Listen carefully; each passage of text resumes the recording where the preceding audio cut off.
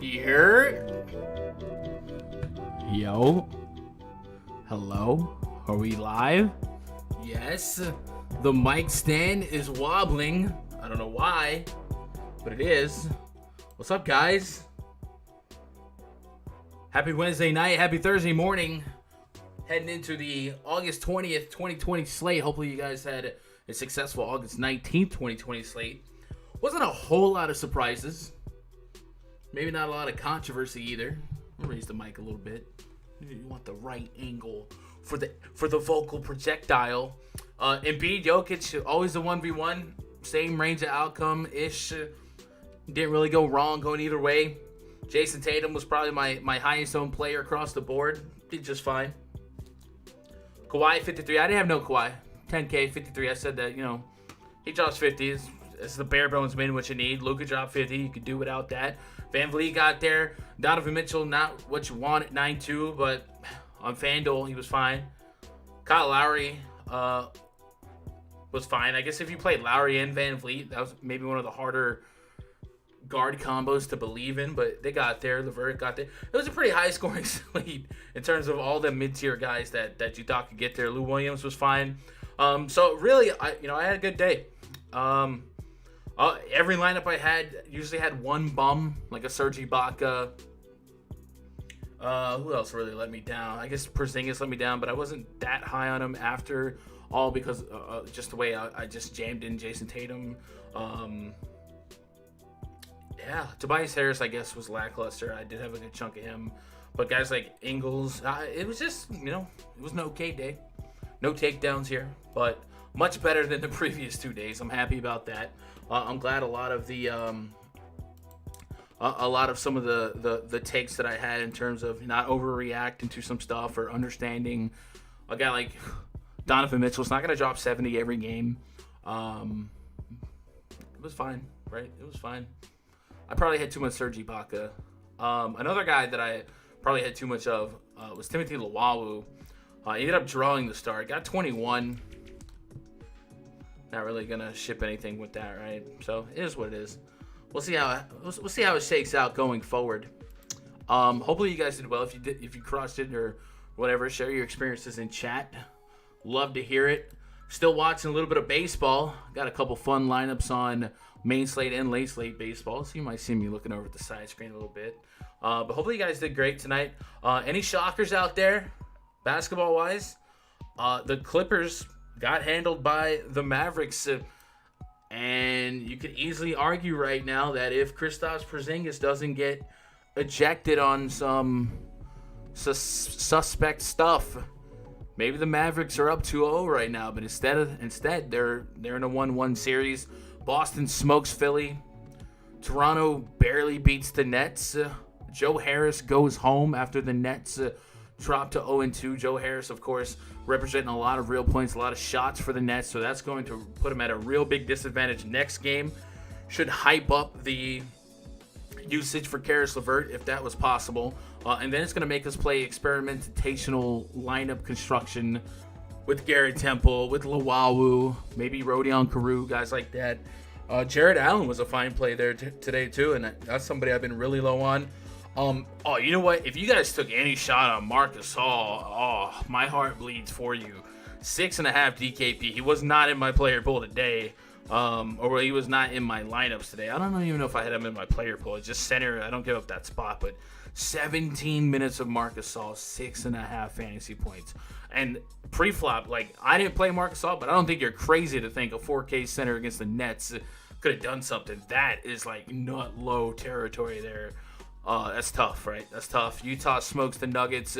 Utah should get Mike Conley back the next game. Playoffs are fun right now, right? There's some surprises going on. Anyway, tomorrow, another 4-game slate.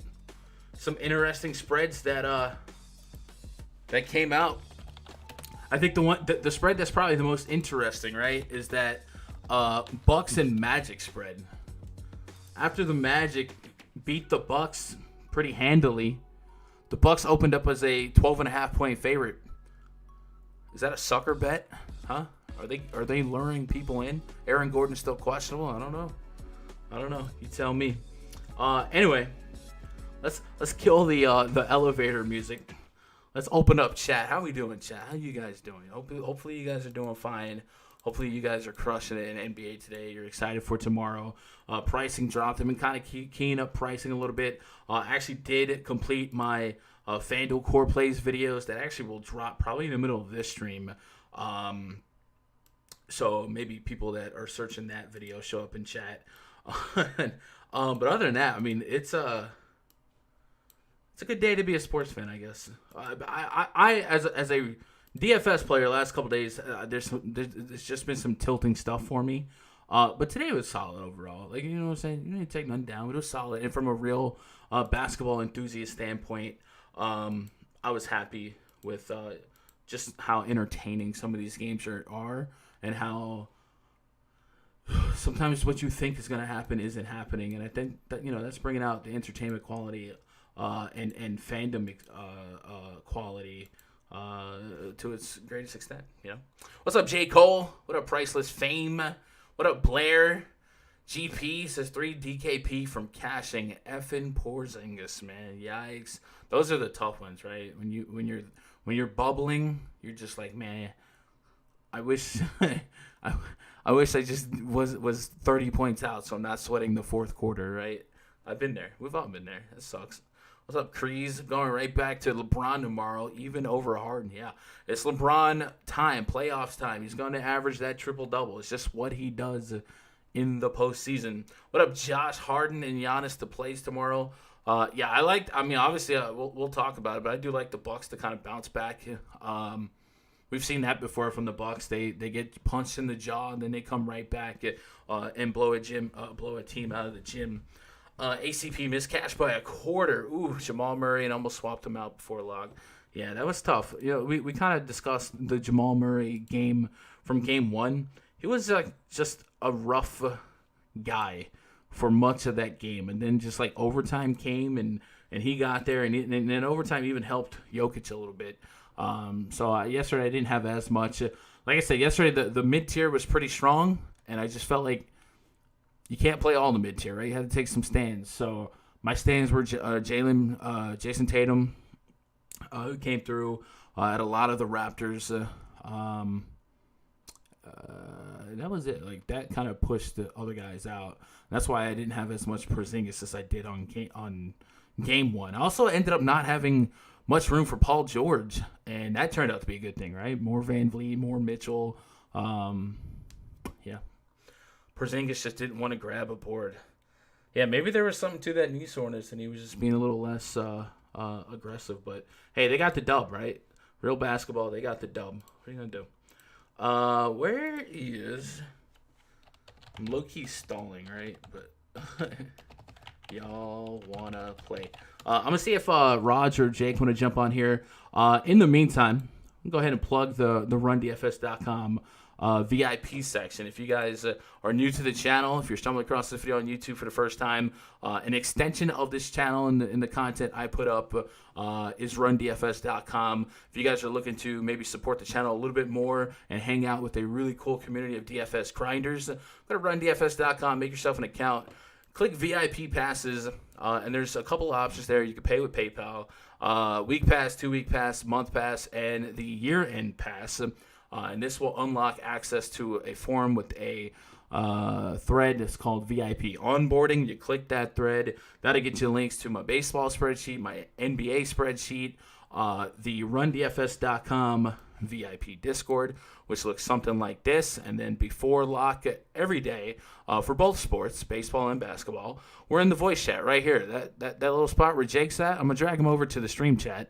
But in the morning, if you log in, you click NBA voice, and then you're in the voice chat, and you can grab a mic, you can listen in. We're razzing each other, we're talking some plays, keeping our ear to the ground as news drops, and making lineups.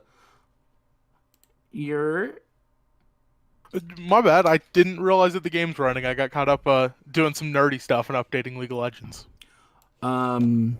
So you were playing Fall Guys? No, I was actually I was updating for the Korean League of Legends slate because I'm a nerd. By the way, chat, if you're here for NBA or baseball or soon to be football, and you join this RunDFS.com Discord, and you happen to have secondary interest in other DFS stuff like soccer, like golf, like League of Legends, like KBO, like these guys play everything. Jake is one of the guys that plays some of the obscure overnight stuff like League of Legends. Know that that's a thing in this community. So you would get a little bit more bang for your buck if you're just here for the football or the basketball. Anyway, we'll be in the voice chat in the morning before lock making some lineups. So come be part of that, and then we sweat it all day. When news comes out, we tag everyone. Tomorrow looks like it's going to be really just the only news I'm looking for is Aaron Gordon. Other than that, I guess Victor Oladipo might have something to do with him. So come check that out. Come be part of VIP. Let's get back to the live chat. I don't know where Raj is at. But F you, Raj. Yeah. Raj is probably drinking his sorrow away. My man's run bad is, whew. Oh, it's so bad. So bad. Let's just say Raj, on top of his war stories from the last couple days, I think he was all over that Braves and Nationals game. He was on that in an Indian stack. And neither. Oh, and Merrill Kelly at pitcher. Oh, dude. I swear he was in the pre-lock voice chat, and then I guess he disappeared without saying anything.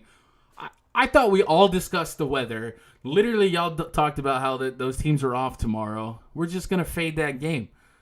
And he didn't do that. Like, that's the whole point. He said he left early, probably right before that conversation. Like, what did he leave? Raj left the chat. All right, guys, we're fading this Nats and Braves game. Like, Raj is so cold right now. It's bad. It's bad. ACP, wonder what Van Vliet's price is going to be next time. Yeah, I don't know. We'll see. A couple prices today I thought would be more aggressive, and they really weren't. So we'll see how the sites react. I think the sites have really been reacting to the value. And like I said, without Joe Harris, I want to see what they do to the Nets. Gannis says, Gun, do you play different amounts of money each slate depending on how confident you're feeling, or is it more consistent? Yeah, I did. Okay. So I wouldn't say that I spend the same amount every day. A lot of times it is slate dependent and contest dependent, right? So, like, I almost never play Yahoo, right? But it seems like every now and then Yahoo offers some guaranteed overlay contests. Well, like we might see for NFL Week 1, and then, well, I'm about to deposit. You're shopping lobbies for your best chance at some ROI. But yeah, I guess it's just generally how froggy you're feeling. If you guys heard my opening yesterday, my optimizer really made a mistake. It was about $1,000 mistake. So today I just didn't have like the energy to go that crazy. But I did script baseball, both slates. Looking like a pretty nice night. I had a bunch of lineups in the top 10 on that 4-game late. Looks like now I'm just kind of hanging on top 20. We'll see if something happens. But today was just a couple $100 day. Football every week though is probably around, I don't know, 2K across the board. But baseball and basketball really just depends on the day and if I think there's an edge. And I think that's part of bankroll management that a lot of people maybe don't regard enough, right? Like, it's kind of like when people put themselves in a position to make betting cards every day or spray bets at a bookie. Like, the more bets you're placing, the more chance you have to just be an average losing player. But if you're only betting like the really EV bets that you should feel strongly about, do that. So that's kind of what I do with DFS contest. Maybe I should have a video or two like that. Kyle says, tough slate tomorrow too. That Tim Fall Guy stream was legendary. Bro, it was so good. 300K viewers, man. I love Tim. He's so entertaining. Only values the Magic. Yeah, college football in 2 weeks. Yeah, I don't know jack about college football, but that Discord does. So if you guys are into college football, definitely go check that out. Do I think the Lakers are going down 0-2? I do not. But we'll chop that up here in a little bit. I guess there's going to be no Raj today. I stalled. I tried. But we'll jump into this slate. Game number 1 today, the Indiana Pacers. First of all, this is going to be a 1 p.m. lock. I believe the last couple of days have been 1:30. At least yesterday was. So if your brain or your phone alarm like me is set for a 30 involved, and you want that extra 30 minutes, be cognitive. Maybe write that down right now. Lock is at 1. Heat at the Pacers. Game number 2. Goran Dragic, Duncan Robinson, Jimmy G, buckets, Jay Crowder, and Bam Adebayo taking on Malcolm Brogdon, Aaron Holiday, Victor Oladipo, TJ Warren, and Miles Turner. The big news that we're watching here is Victor Oladipo. Got a little banged up that last game. Depot's been dealing with injuries a lot. He had an eye injury. He went through Wednesday's walkthrough, and he's hopeful to get out there for game 2. But if you guys saw the eye injury, he didn't look so good. I was going to make that joke, and I was really hoping you wouldn't. Oh no, I've been dying for that one to use on. Anyway, so it looks like Depot will probably play here. So I guess if he was out, we would, or if something surprising happens and he's out. In the regular season, we've seen Justin Holiday kind of slide into that starting role, but I don't think we're gonna have to dance with that thought today. The Miami Heat, I did a FanDuel core play video already. I think it went live already. But I can't seem to get away from a 3-man Heat stack. Goran Dragic, Jimmy Butler, Bam Adebayo on both sites, really. Jimmy Butler under 8K on DraftKings, Goran Dragic under 6K, Bam Adebayo under 8K. All in plus spots, all in good matchups, all in high predictive value spots in terms of minute and usage projection. The thing I like about Goran Dragic right now is maybe some people have a yucky feeling about paying 6'2" or 5'9" for Dragic on either site. Kendrick Nunn was not only sent to the bench in that game, he was sent to the bench in that game. Like, he didn't play. And we've seen Eric Spoelstra just kind of phase people out that he thought were liabilities. Hassan Whiteside forever just wasn't allowed to touch the court in the fourth quarter. So that makes me real confident in projecting Goran Dragic here for 30-plus minutes. He played the entire fourth quarter. Am I reading that right? Holy cow. He played the entire fourth quarter. I guess Spoelstra leaning on his savvy veteran to be the guy. And Tyler Hero and Kendrick Nunn, to their credit, I mean, they're talented, but they're young. And this is a great spot for experience to be driving the ship in the fourth quarter. And we've seen Spoelstra want that. Look at what closed out his fourth quarter. Iguodala. That's why you got Iguodala. Bam Adebayo, Butler, Dragic. So I'm okay with paying this price on Goran Dragic. I don't think it's moved enough for me. And if he's going to keep dropping me 40 fantasy points, I'll take it. I do think that if you look at game 1 for Dragic and Butler, the way they hit fantasy value was through a lot of real points. I do think that could stagger a little bit, but the peripherals weren't quite like what I thought they could be. So if you take some of these points away from Dragic, I think they turn into a couple more assists. So I'm happy with offsetting that. 5.9 on DK. You can give me mid-30s, and I'm happy. And I still think 40-plus is a reasonable range of outcome. So those are 3 guys that I'm liking a lot.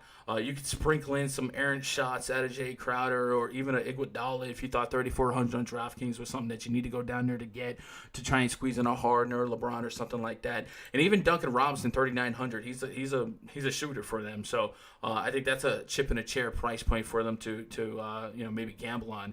On the Pacer side, no one really screams at me as, hey, I'm a great play today. TJ Warren put up a fight fantasy-wise that last game, but he's still priced at a point where I don't care if you're just getting 40s, and I still don't love the matchup. And I know Jimmy Butler, he's got his eye on him. So 4 steals, 20-plus real points. At the end there, Victor Oladipo went down. That kind of did help him a little bit in terms of usage. I wouldn't think you're crazy to play TJ Warren, but at 8-1, I don't know that the ceiling is what I want it to be. And it kind of feels, I don't know, who's a comparison? Maybe Tobias Harris, maybe Paul George, maybe even Michael Porter, even though Porter was great today. But it just kind of feels like there's not a whole lot of meat on the bone for me at this price, because at 8K-ish, that's Jimmy Butler, who I do feel a higher level of confidence with. That's guys like Chris Paul. And then if we're going to start like strapping our high-end studs, the LeBrons, the ADs, the Giannis's, the Hardens, there's only room for maybe one mid-tier guy. So I can see myself almost not having any TJ Warren, depending on how many lines I end up running. And I don't really have like an infatuation with any one singular pacer.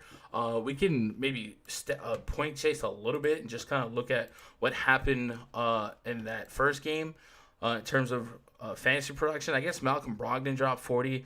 Sure, we'd take that. I don't think you're crazy to play Malcolm Brogdon, I guess. 6'9" to 7'4". 40's nice.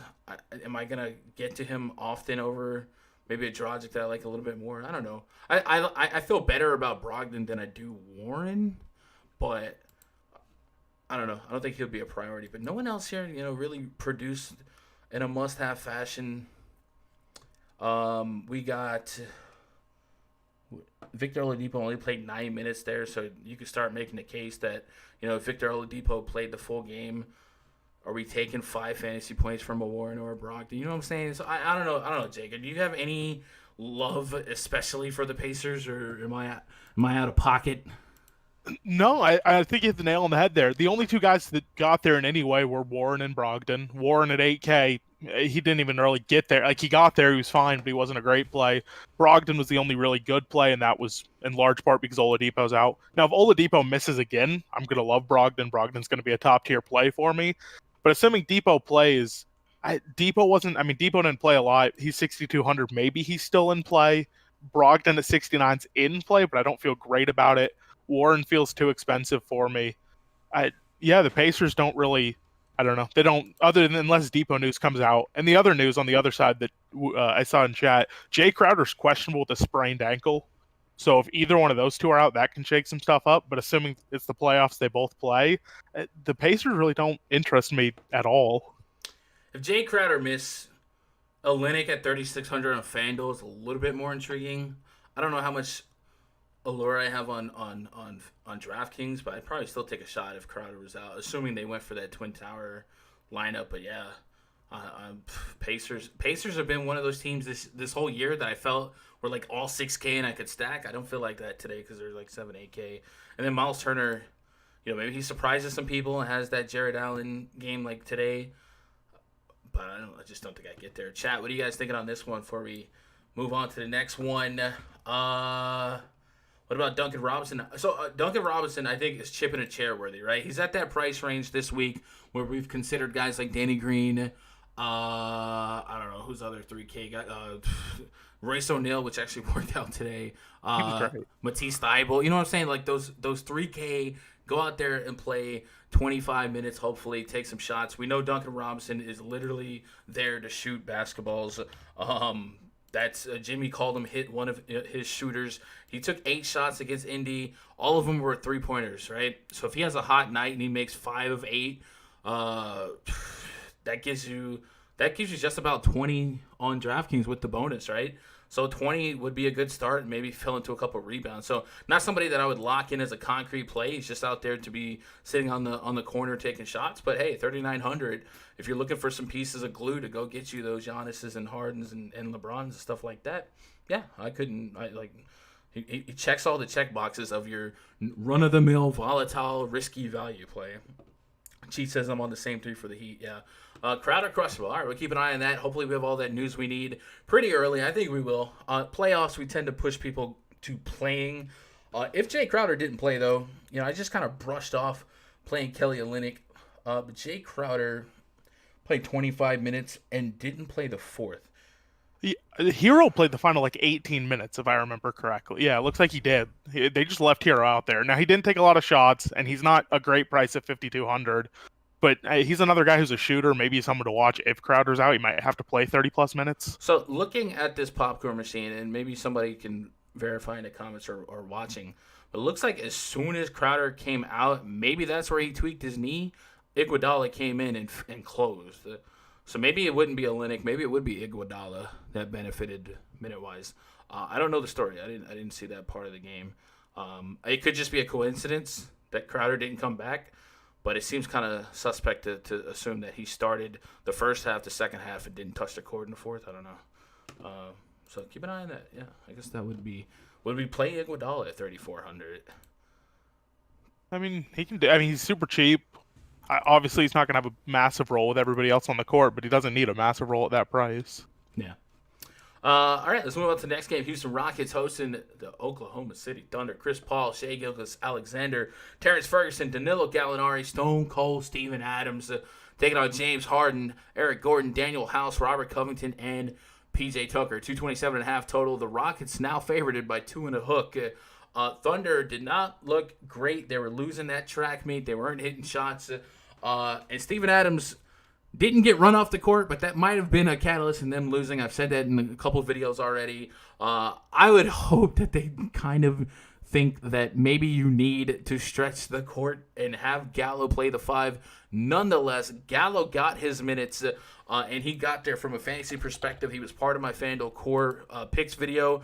One thing about Gallo is a lot of his production was real scoring. I'm hoping that will kind of fluctuate a little bit, right? I would love to see a couple more rebounds, maybe a couple assists, but definitely a little bit more rebounding. But 17 shot attempts, 9 free throws. I'm going back to the well on Gallo. 6.6K is only a $500 increase. I still think 40-plus fantasy points is a reasonable range of outcomes if we're projecting ceiling in this matchup. The Houston Rockets, especially if the Thunder do respond the way I think they should, and if SGA and Dennis Schroeder have better games and keep this competitive.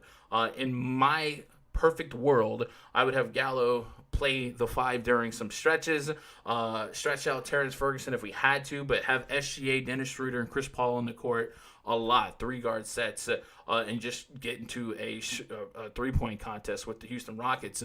Lou Dort out for this one. You know, that opens up some minutes, right? But not a whole lot of usage and stuff to be replaced. On the Rockets side, Westbrook's still out. Everyone else doesn't matter. I know Luke Richard Mbah-a-Moute, that was a memeable report earlier. But the Rockets, I mean, James Harden, right? He let people down at 12K. This is the ultimate. All right, people's looking at LeBron now. He popped off.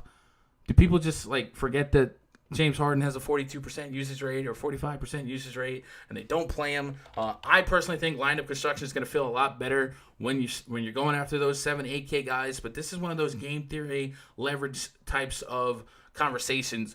20-plus shot attempts here. Again, the game looks closer than the final score, but that sucker was over in the third quarter, and the Dogs were called off pretty quickly in the fourth, right? If we pull up that popcorn machine. James Harden. I guess James Harden stayed out there in the fourth. But the Thunder pulled their... I guess they all kind of got a decent chunk of run there. Darius Paisley closed out that game and actually played 17 minutes total. Mike Muscala closed out that game as well. So I just wonder if people forget all of a sudden that James Harden has 100 fantasy point potential here, and we might get... Is it crazy to think that James Harden could be under 20% owned today?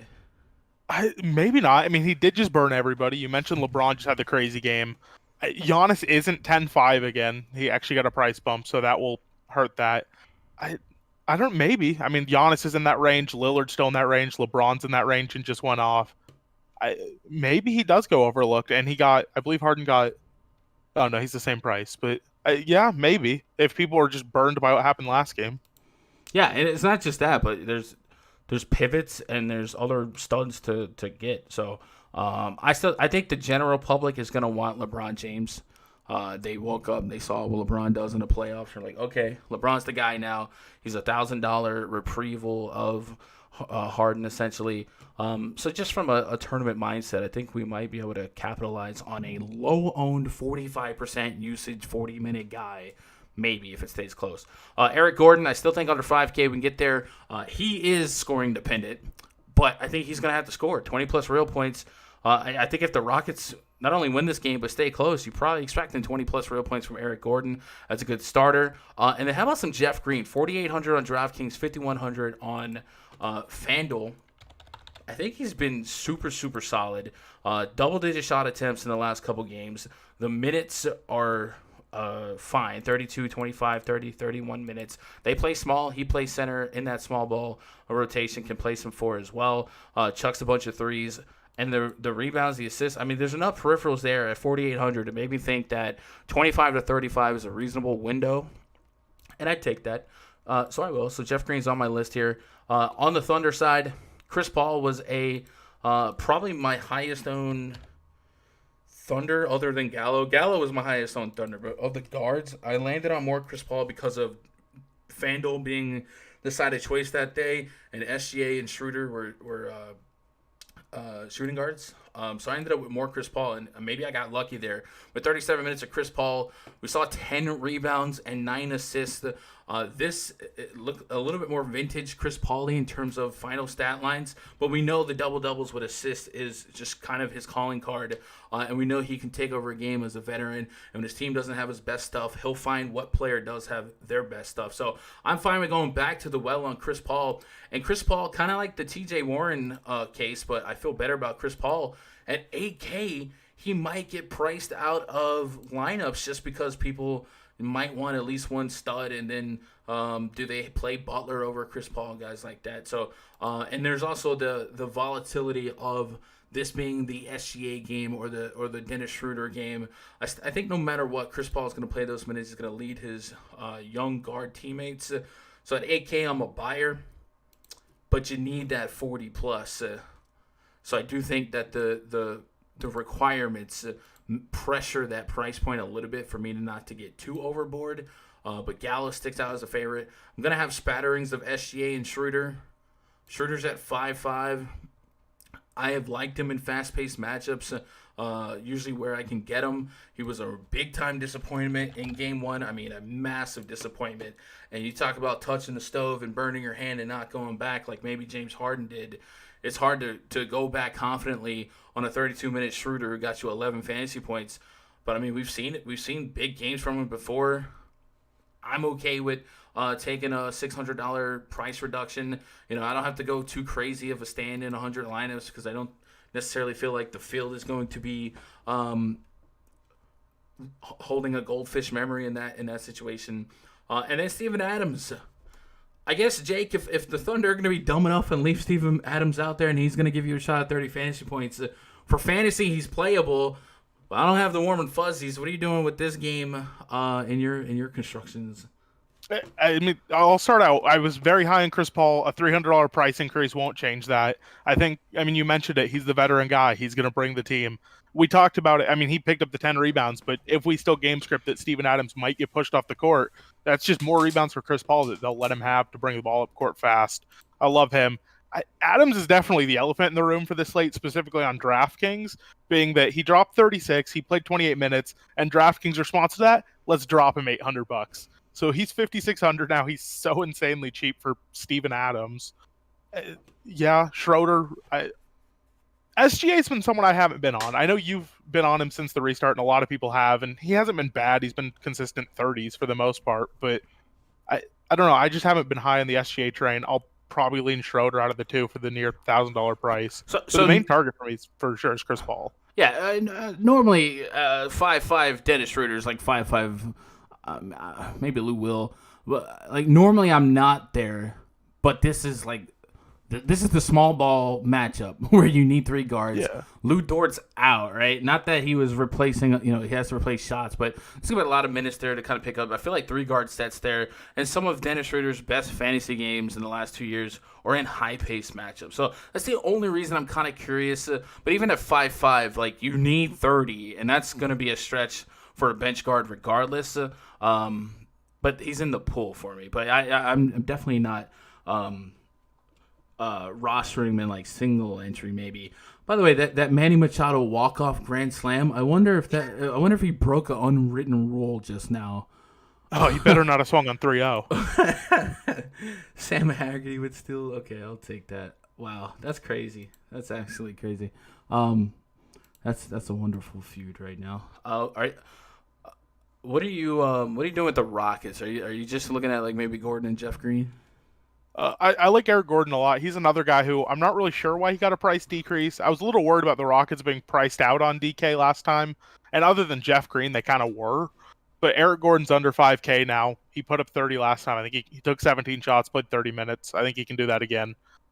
My only problem with Jeff Green is that for some reason DraftKings has decided he's center only, which is, I mean, I guess he plays center for them, but it's still kind of frustrating. But he's definitely in play. And then I always like Harden. Without Westbrook, I'm gonna go back there, and if it burns me again, it burns me again.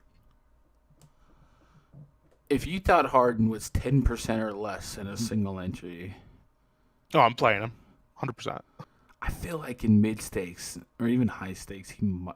No, they wouldn't. I don't know. I feel like LeBron just like said, "Hey, everybody, I'm here," and it's $1,000. I mean, that's my knee jerk reaction. But it's just like from a leverage standpoint, just at the end of the day, when Harden can literally drop 100 fantasy points. This is just mind blowing to me that maybe he doesn't pick up traction here. I mean, LeBron has a lot going for him just from the point of view. He went off in game 1. He's LeBron. He's the late night hammer. And for DraftKings, he has guard and forward eligibility. Yeah, I'll probably try and see if I can make a line with both of them. But if you play both LeBron and Harden, you're gonna miss out on the Butlers, the Chris Pauls, guys like that, because you're just not gonna have wiggle room for those mid stakes guys. You're gonna have to load up on your Greens, your Adams. Maybe you get to a Gallo. So far, I haven't had like a 3K special that I love yet. Maybe that'll change. But yeah, I think getting double studs on DraftKings is going to be super challenging at these prices. Heck, we're going to talk about Giannis next. I mean, he could be the highest scorer. So I just think as is ownership is going to be evenly distributed. But I think there's a great chance that Harden, like people forget immediately that Harden literally could drop 100. Let's go look at the live chat before we... Oh, I just X'd out the live chat. My bad, live chat. Hold on. I got you. Bring you back up. Speaking of the next game, Giannis going to be the high scorer. We're also talking about another center-only play. Oh, yeah. Oh, I can't wait for that. Because I will go back. I will, too. What up, Austin? At least you guys didn't roster Thibault as your value like I did. Again, we discussed Thibault. Like, if Thibault's, Royce O'Neal's, heck, the other day, Gary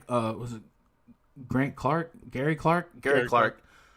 Like, if you're a guy that could get 30 minutes in the postseason under 4K, like, don't beat yourself up for taking chances on that. Maybe you don't go 100% or something like that.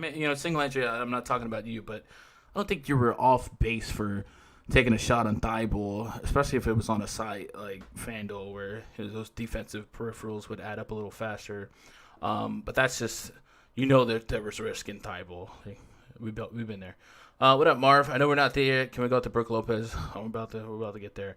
What up, Adam? Sorry I'm late. How everybody do tonight? That was okay for me for NBA. You know what I'm saying? I didn't break the bank, but I made money. I'm having a much better night right now on baseball.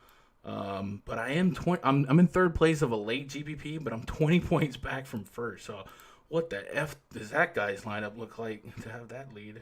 Anyway. Let me get to the next game before I get too sidetracked.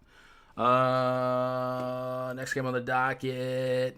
Milwaukee Bucks hosting the Orlando Magic. Project starting 5 for the Magic. Markelle Fultz, Evan Fournier, James Ennis the third, Aaron Gordon, ?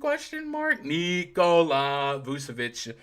Taking on Eric Bledsoe, Wesley Matthews, Chris Middleton, Giannis Antetokounmpo. And hey, guys, how about Brook Lopez?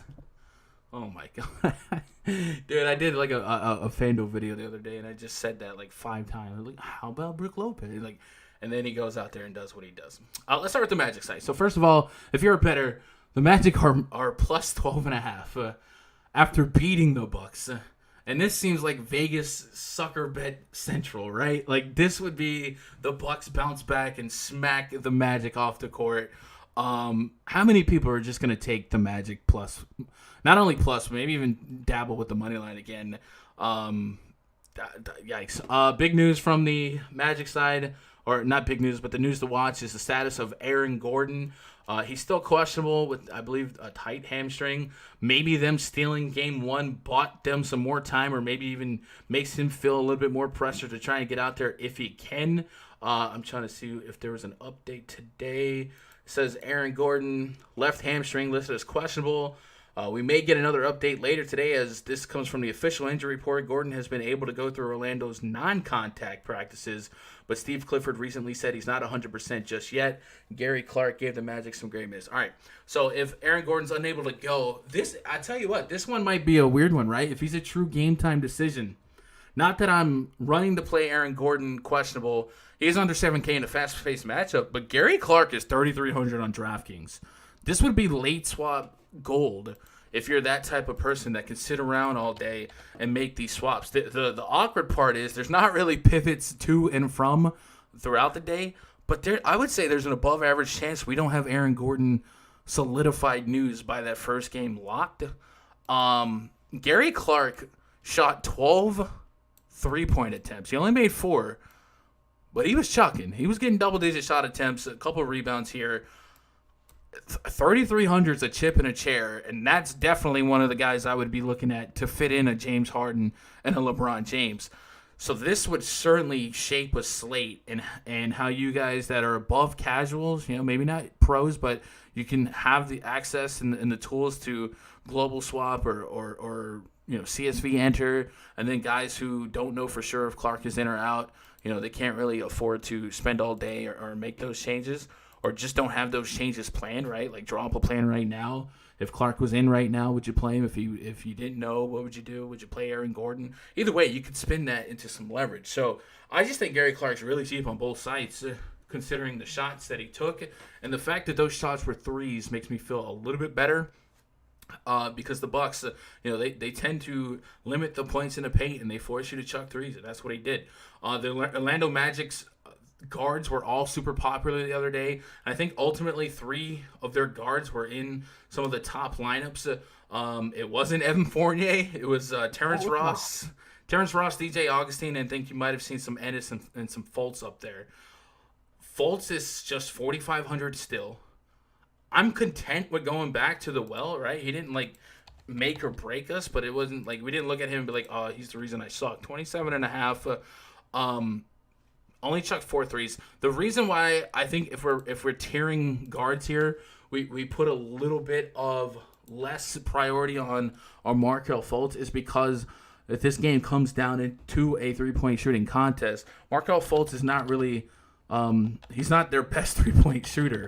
It would have been probably Terrence Ross and Evan Fournier if we're talking about volume and consistency. I'll pull up the 2019 ESPN stats and go to the regular season.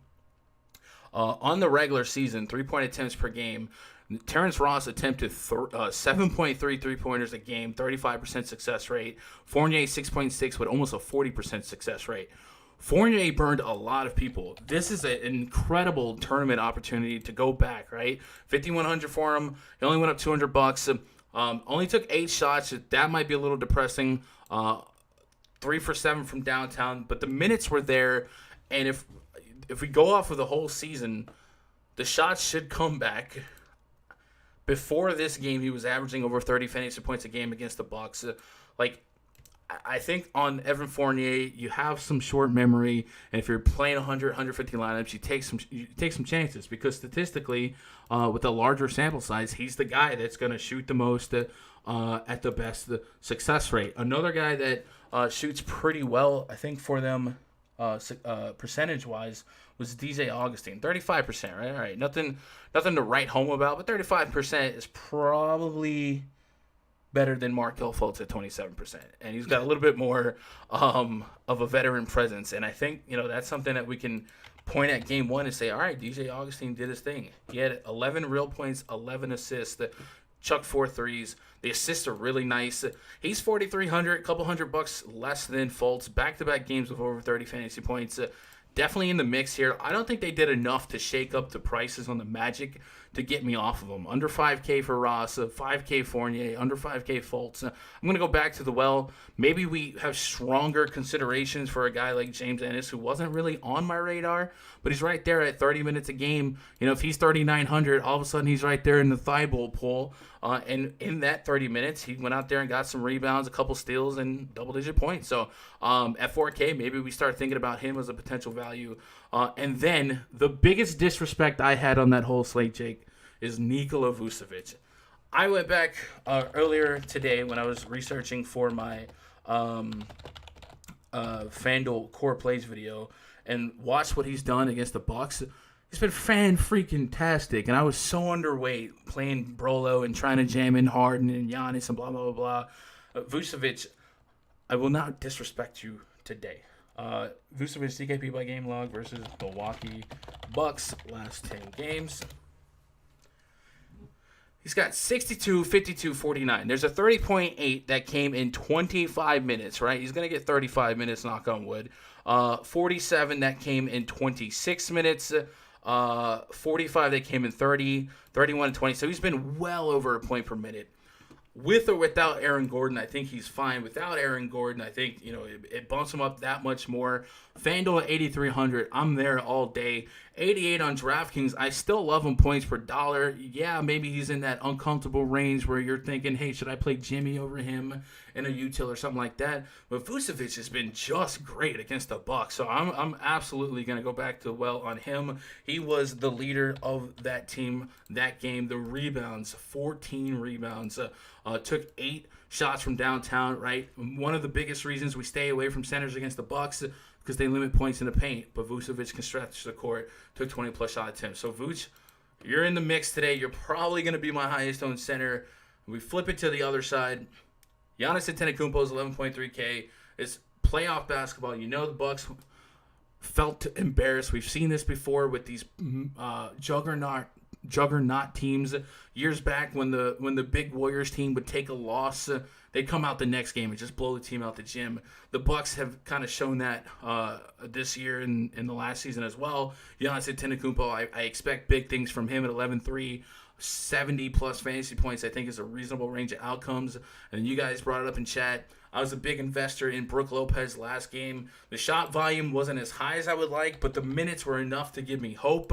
And it's maybe not quite the Fournier spot where I feel like the sample size says the shots will come. But I do think 10-plus shot attempts in 30 minutes in a neutral matchup will be there. He's had a not bad history before that game against the Magic himself.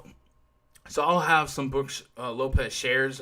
It just wouldn't be as aggressive. And ownership-wise, I don't believe that it has to be as aggressive. I feel like Brook Lopez might come in at 10% or less on this slate. Heck, you might even see more Whiteside than Brook Lopez by the field. So I'm there, but I'm not pushing the issue. Jake, other than Giannis and maybe a spattering of Brook, what are you doing with the Bucks and what are you doing with this game? I got to start it off. I also have to give Vooch an apology. I mean, in hindsight, probably should have realized, the Bucks don't have points in the paint. How often is Vooch really in the paint? Yeah. He's either shooting from the wing or he's shooting threes, shooting from the elbow. Vooch is never really a paint guy. Definitely missed that one. I apologize, Vooch. I won't make that mistake again. Can't wait for him to get 12 today, now playing him. I'm going to go back to Brook. You said it. I'm going to hate my life when he puts up 10 again. He's only put up 30 once in the last, 8 games versus Orlando. He's put up, in his time with the Bucks, he's put up 30 once in 8 games against the Magic. So, I don't know. It feels like this should be a good spot for him. Oh, Brook? But, yeah, Brook. Is it like 20-minute games, though, or not? He put up 15 and 30, 34 and 32, 25, 27, 16, 24, 5 and 25. Oof, yeah. He'll get a couple more minutes, but I don't expect Brook to be a 35-minute guy. He put up 30 last game. I imagine that's where he'll sit again. Probably. He really hasn't been a crazy point per minute guy in this matchup. Eric Bledsoe, he wasn't great. He only played 28 minutes, put up 28 point per minute. He's still 5,300. I definitely think he's in play along with all of the Magic guards. Him and Giannis, I think, would probably end up being my main target from the Bucks. You can always go to Middleton, I think, but Middleton's another guy who it seems like, he had the shot. He only had 12 shots, played 31 minutes. I don't know. At that price, I feel like there's so many other better options. I'd rather probably just target Bledsoe and Giannis as my main goes from Milwaukee. Yeah, I was kind of thinking maybe I should have a little bit more Bledsoe interest. He only played 28 minutes. It looks like they were out there in the 4-2. For the 3K scrub wheel of death, Wesley Matthews is 3,200, and he dropped over 20 in that last game. We need value. I'm just saying, I would cap that really low, but 3,200. That's almost bare bones min. That's like if Harden was 15K, would I play Harden and kill a spot? You should just do that with Wesley Matthews. I don't know. And George Hill, 4,200 on FanDuel, 4K on DraftKings. If you look at his minute count in that game, he played 27 minutes, but it wasn't just like, oh, he got blowout run in the fourth. He had meaningful minutes throughout the game, and he delivered. Maybe, he hit ceiling for his points per minute, but 28.5 points, I know that's a range of outcome for him, and he kind of fits that DJ Augustine role where he's a veteran, maybe even Dragic, where he's a veteran ball handler, and if things get thick, they can trust him to kind of babysit the game, manage the game. So at 4K, if he was 3,900, he would sound better. $100 more, 4K, I put him in the mix. No one else here is just kind of screaming at me. And Jake, how would you play this Gary Clark situation? Because Gary Clark would be, right now, if we knew Aaron Gordon's out, Gary Clark might be the highest owned player on the slate. Yeah, and I think rightfully so. You kind of mentioned him a little bit too. If Gordon's out, I think Clark is a great play, and I do like James Ennis a lot. He's one I regretted pretty much right away. He didn't have crazy shot volume, but he picked up rebounds. He just kind of did it all. But if we knew Aaron Gordon's out before lock, Clark and Ennis seem like two of the top value plays, if not the two top value plays on the slate. Yeah, I'm in full agreement. Looking at the live chat, Adam says, "Gonna look at stat meets for Bledsoe before last game." It's really good. Okay. I did not know that, but he's just like 30 plus every game. Yeah, I mean, I don't know if I'm gonna go through each game here. Like, if we click the game, does it bring up who played that game? It does, right? Orlando side, no, Orlando, Milwaukee.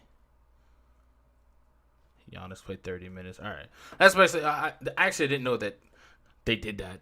That actually is StatMuse. Shout out to StatMuse for that.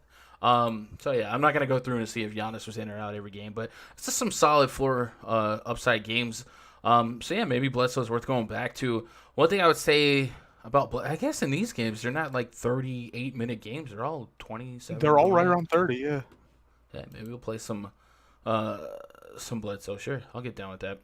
And then Middleton. Middleton was 20% owned on FanDuel. He's 7K. That is no man's land. Has 40-plus point potential. I would expect more than 31 minutes on a normal day. He had 4 fouls that game. Maybe that impacted 29 minutes a game this season against Orlando, 37 DKP. So if we put that 29 to 35 on average, he probably is going to break 40. Maybe Middleton's one of those retrospect sleepers like, oh, yeah, Chris Middleton, yeah. So maybe, I don't know, maybe I have a little... Comparing to Utah, would you rather have Middleton or Bam at 300 more? Right. I feel like it's Bam. Yeah, I'm going Bam. Snap call Bam, but just from a 100K to first, beating 200K lineups, like that's one of those plays that wouldn't be crazy when you look back at a slate. Like, oh yeah, Middleton, huh? But yeah, I don't know. He was on FanDuel. He was over 20% owned the other day, and he let a lot of people down points per dollar. Gunn, he was in all their games. All right, cool. All right, we got one game left to talk about. Before we do that, take a pause for the cause. First of all, over 60 of you guys hanging out late at night. If you would help me out, hit that thumbs up. Would really help the channel. You guys have been crushing. I have over 120-something subscribers this week, which is really good. Bringing the channel back to the forefront. I've been pumping out content. So I appreciate you guys for doing that. If you're not subscribed, subscribe. Hit that red button. Hit that bell. But that thumbs up is cool too. And then if you come back later, leave a comment. I also have a FanDuel Core pick video that's already up. I may do a DraftKings video. May do a baseball video. I've actually had people ask for the baseball stuff. If I can find time for that, I'll try and do that. But also, if you want to hang out with me tomorrow, throughout the day, sweating slates, making lineups, using the spreadsheets, and talking it up in the RunDFS.com VIP Discord. Just go to RunDFS.com, make yourself an account, and get signed up. And then tomorrow, when you log in, you open up the Discord, and you'll see Captain here sweating all the time. Like right now, I just found out Corey Seager has the bases loaded. Is he in my top lineup that I'm sweating? Oh, well, time to pay attention to that at bat in the background. That one's big. Yeah, but I mean, that's what you get all day. They're sweating all different sports. They're chopping it up. And then right now, twice a day, we're doing pre-lock voice chats. NBA in the morning, baseball in the afternoon. And Seeker strikes out. How Corey Seager of him. So go to RunDFS.com. Get yourself a week pass. Portland Trailblazers at at the Lakers for the main event tonight. 229 is our total, 6.5 point spread in favor of the Los Angeles Lakers of Anaheim. We got project starting five for the Blazers: Damian Lillard, C.J. McCollum, Carmelo Anthony, Wenyen Gabriel, and when in doubt, play Hassan Whiteside. Ha! Yusef Nurkic. I just thought of that. LeBron James, Kentavious Caldwell-Pope, Danny Green, Anthony Davis, Javale McGee. Like I said, medium total. We're still expecting Zach Collins to be out. I mentioned Hassan Whiteside as a joke, but Hassan Whiteside was a very, very playable cat in that first game. The blocks, man. He threw a block party, and everyone was invited. 5 blocks against the Lakers, and 5 blocks is 15 fantasy points over there on FanDuel. 8 rebounds. Didn't have to do much in terms of scoring, but 26 minutes was a little bit higher than maybe I expected. He didn't go up that much in price, so if you're really, really wishy-washy at center today and you wanted to get bold, maybe you play some Whiteside. People that took gambles on Boban Marjanovic today, it paid off for them, so maybe Whiteside kind of fits that mold.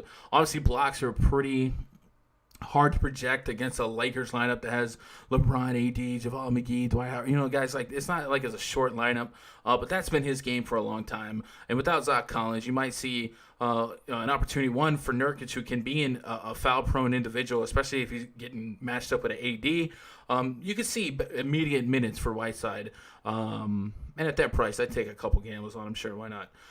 Damian Lillard's 8K on DraftKings, 10K on FanDuel. C.J. McCollum, 7.2 on FanDuel, 7.7 on DraftKings, and Carmelo is under 6K on both sites.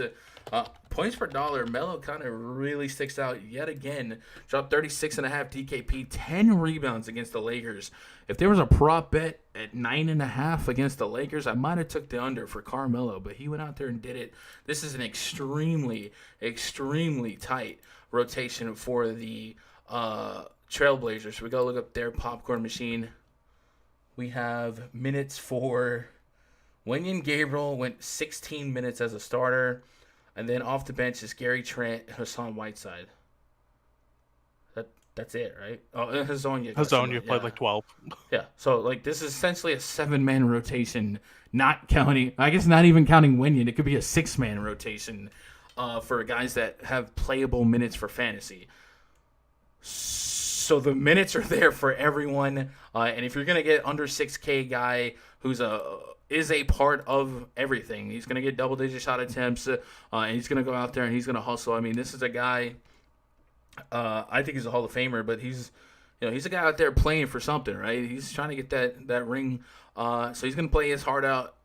At 5'9", I like the opportunity cost. That if you've already spent a lot of your salary on Miami Heat and Magic and Bucks, but you still want a late night hammer, I feel like Carmelo seems like the most affordable, and you don't really paint a large range of outcomes for him to kill you, because if you whether you want to admit it or not, he's been kind of consistent. So if we put 38 minutes on Carmelo, I probably muscle my way to a 30 fantasy point projection. So I'll take Melo. Nurkic is 9K on DraftKings. He had a first quarter double-double, fizzled out after that. Lakers have been a really bad matchup for centers for fantasy. So I'm going to go ahead and honor that. And on FanDuel, he's 7.7.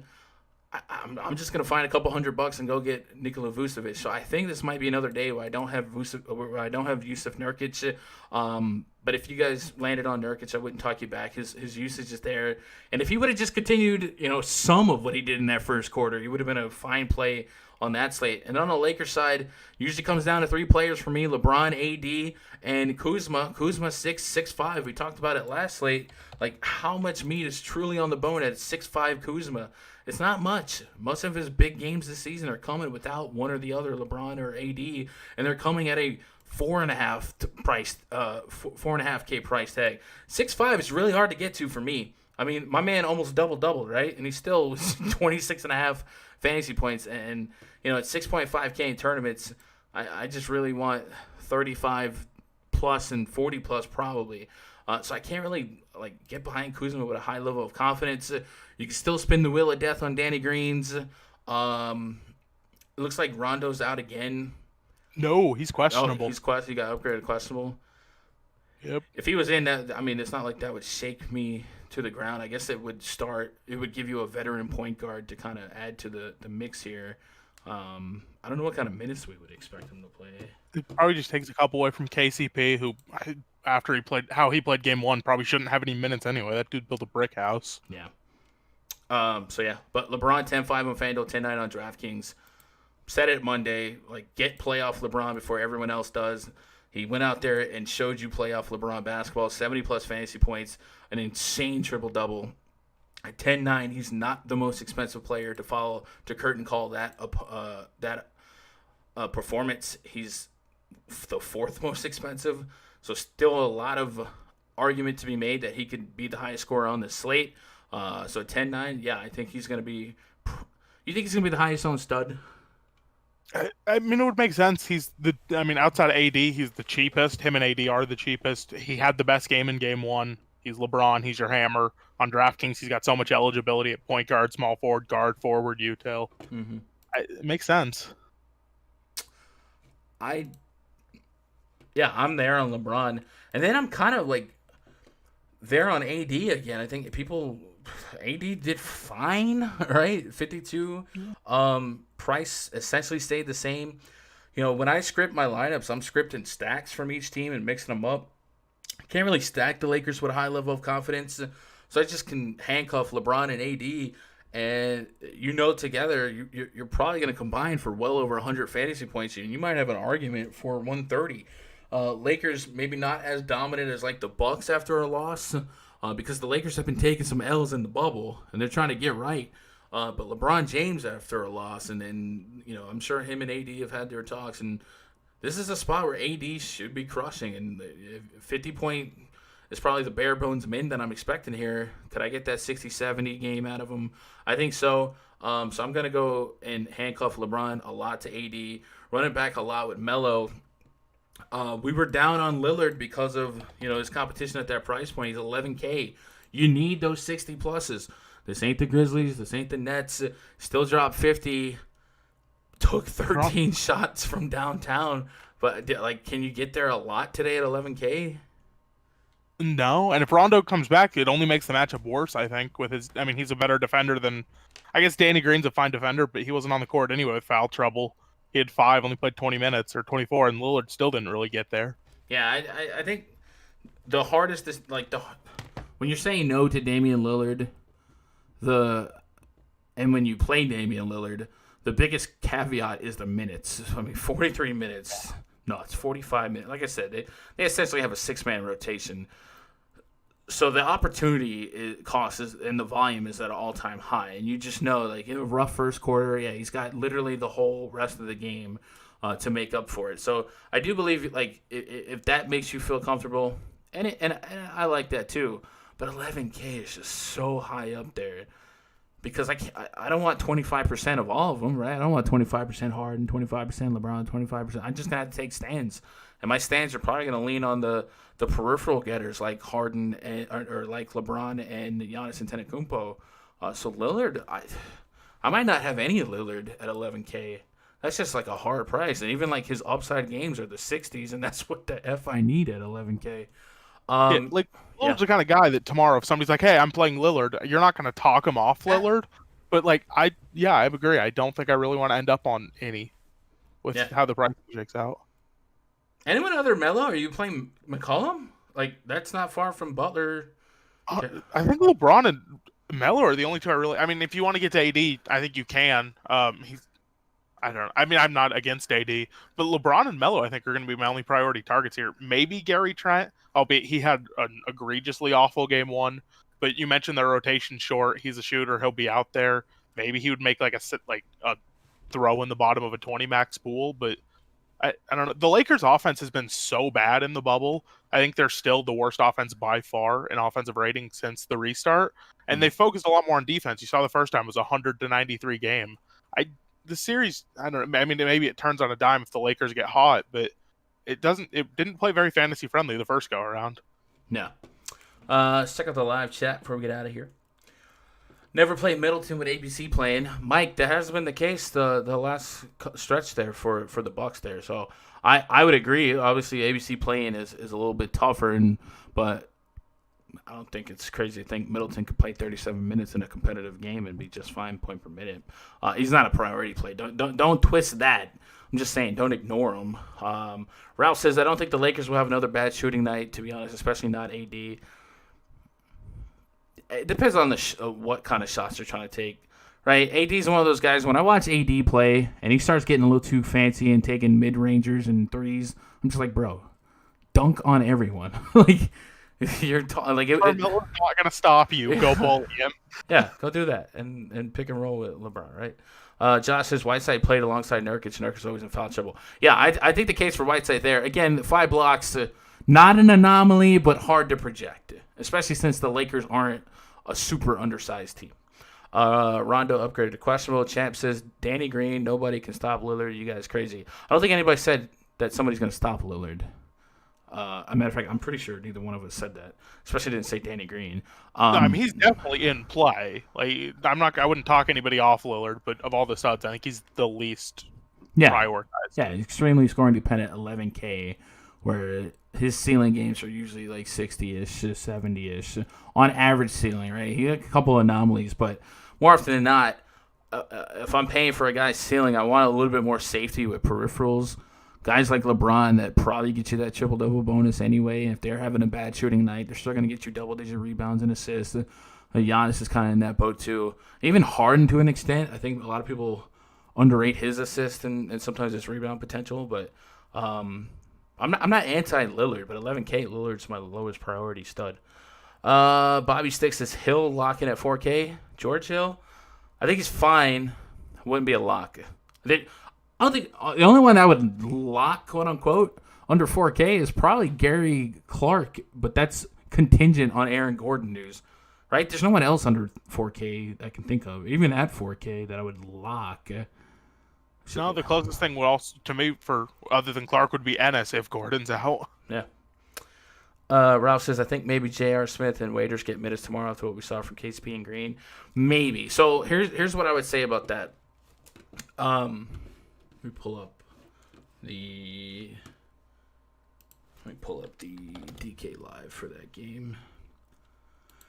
It wasn't like that was a blowout, right? KCP tried, though. Hey, try. It's a 7-point game.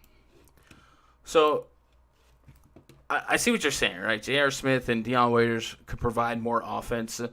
But KCP and Danny Green are there more so for defense than anything. So 7 points, that's 3-possession game. I'm sure they've checked the tape and seen a couple possessions that could have gone better. So I wouldn't think that they're going to shake the minute rotation to the core. I do think Rajon Rondo, if he was able to play, that helps them, and they would want to space the floor a little bit more because Rondo's elite at driving to the rim or finding somebody open on the key.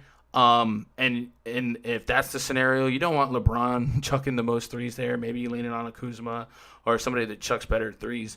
And J.R. Smith's not somebody I trust chucking threes consistently, right? He'll get hot some games, and if it ain't just like him standing chucking threes, he's not doing much else right now. Same with Deion Waiters. Like I'm not expecting them to shake it up too much. And if Rondo's back, then we're just like maybe looking at Les Caruso, who played 29 minutes, by the way. 29 minutes, 11 and a half. Yikes.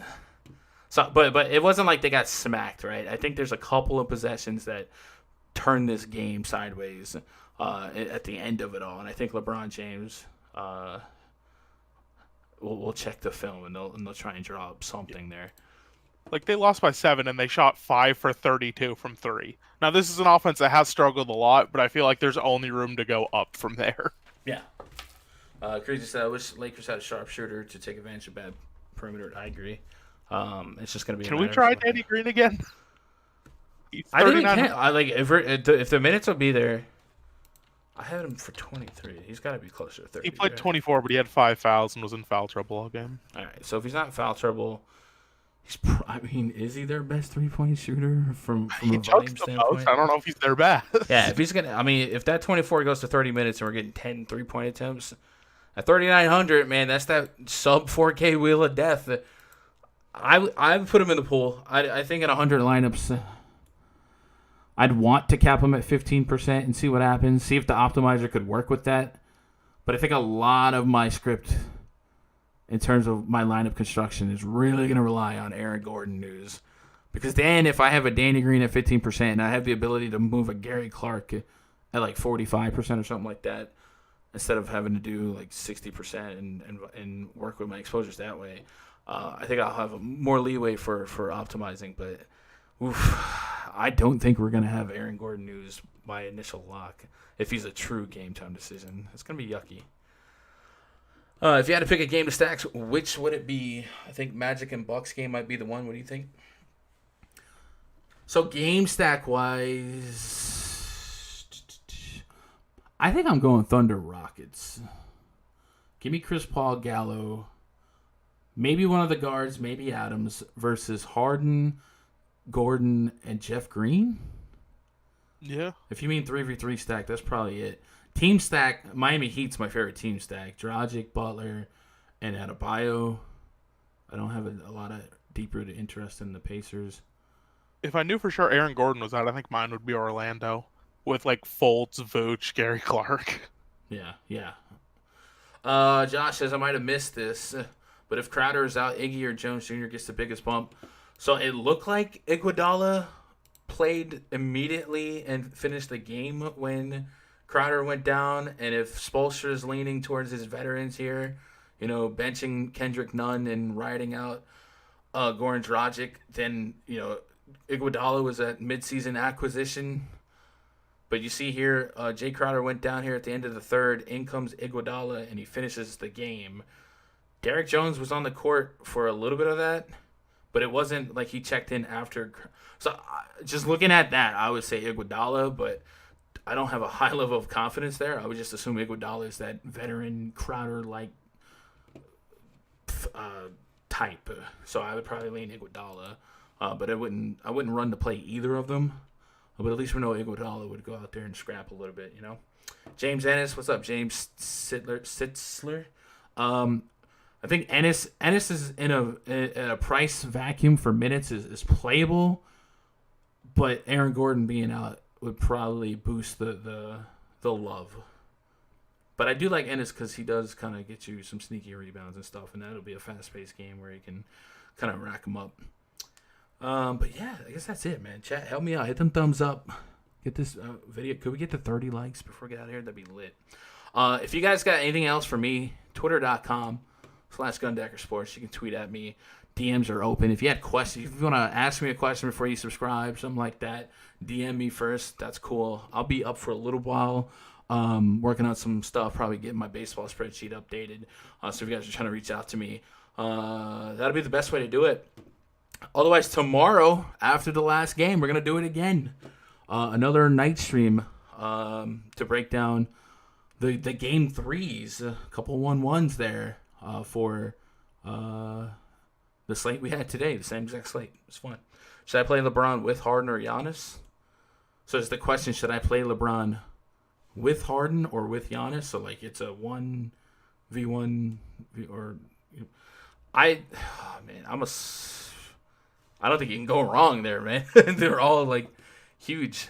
I'd probably go Harden just because I love the thought that maybe people are a little bit burned on his not super ceiling fantasy performance from game one, even though, like, he did fine because the team smoked the Thunder. And in a close game, he's still going to push 40 minutes of 40+% usage. So I love that. But Giannis is just kind of the same case. He's going to have high usage rate. And if that game stays close, it'll be high usage as well, high point per minute production. So, I mean, that's just kind of an unfair question, man. Set me up for failure. There's no right answer there. What's a good tournament lineup for tomorrow's games? Probably for me, a tournament lineup. I think my dog fell asleep on the couch and fell off the couch. Could you make a lineup today without any of the studs and feel confident? Because to me, that would be a good tournament lineup. So I've been messing with it in the background, and I definitely think it's there. I mean, just look at the mid-range. You've got, we talked about the Heat guys, Butler, Bam. We've talked about the Thunder guys, Gallinari, Chris Paul. The Magic guys, obviously, you got Vooch there. It's an option. So I started with Paul, Butler, Gallo, Gary Clark, Vucevic. Still got 5K per. Dragic is probably there for me. Man, we're not too far from making this happen, Captain.